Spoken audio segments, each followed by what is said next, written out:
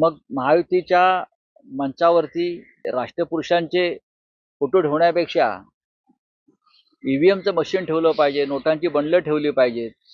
बाकी प्रधानमंत्री मणिपूरला केव्हा जात आहेत हा एक मोठा प्रश्न आहे.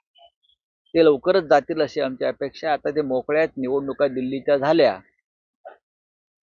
की त्यांना फार काही निवडणुकांच्या प्रचाराचं काम नसेल, मग त्याने मणिपूरला जावं.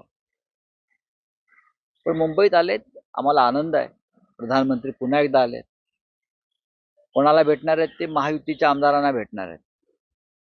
भेटू द्या, त्यांनीच निवडून आणलंय. मग महायुतीच्या मंचावरती ईव्हीएमचं मशीन ठेवलं पाहिजे. आज